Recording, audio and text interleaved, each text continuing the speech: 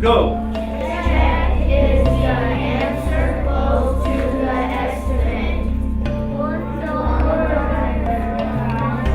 The latest research out there says that if a student is not a proficient reader by the time they leave third grade, that they probably won't be a proficient reader.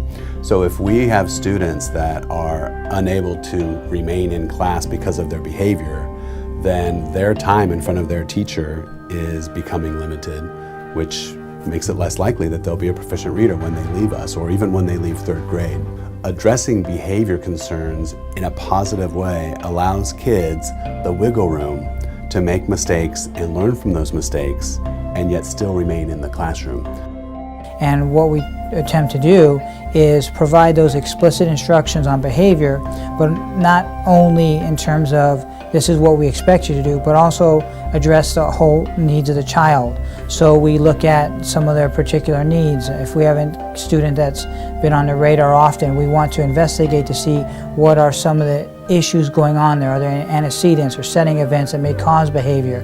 Majority of kids do not feel they are meaningfully connected to an adult at school. One of our imperatives and moral purpose in education should be that we have to recognize the fact that we can't do it alone. Now we're looking at concepts around schools that are totally different and involving community partners in outreach to reach difficult kids or to keep kids out of prisons and out of juvenile justice systems.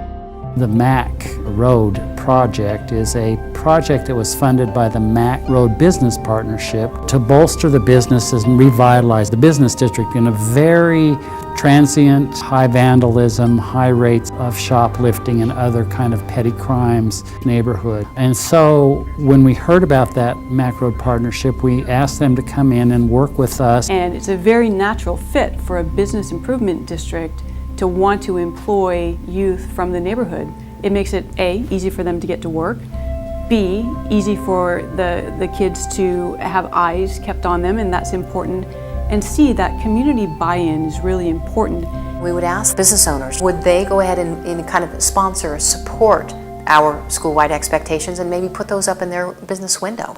And the opportunity through programs like PBIS to continue that work, you can't put a price tag on that. The communities are going to be mirroring what the culture is of the school, and they shouldn't be held apart from one another. We need to set these kids up so they know what the expectations are. We also need to help them along the way. We don't just tell them the expectations. We support, we reteach, we model, and that each and every day we see students and we see staff behaving and following that mantra, those expectations. I think behavior impacts learning in a large way. I think any teacher will tell you that if students are not in sync with what you want them to do in the classroom, you're not going to get any learning done.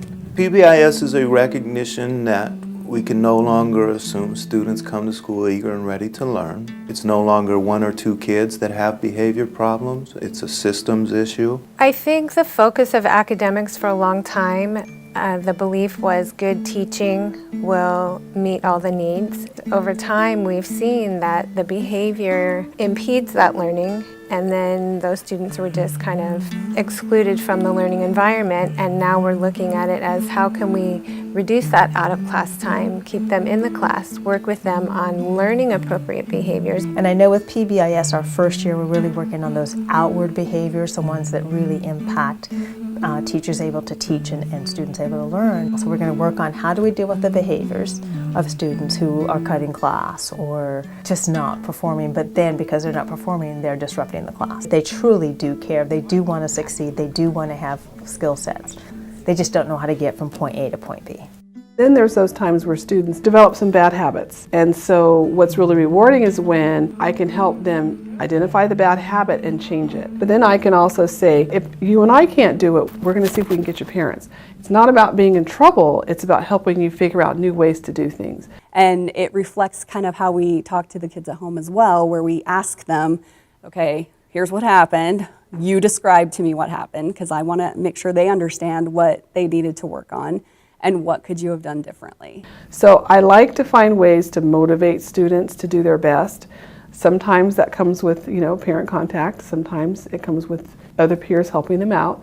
But I like it when I can help students have a successful experience. They can take something bad that's happened and turn it around into something that's going to work. My role as a behaviorist is to be preventative, to teach preventative strategies, positive reinforcement, reinforcing the behaviors that you want to see. A big part of my focus always is thinking about the family and how we can support them better, how we can give them those tools.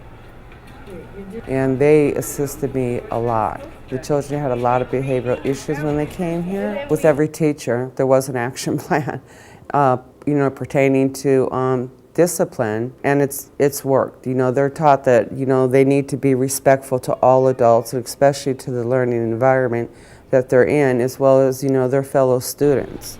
So they've come a long way.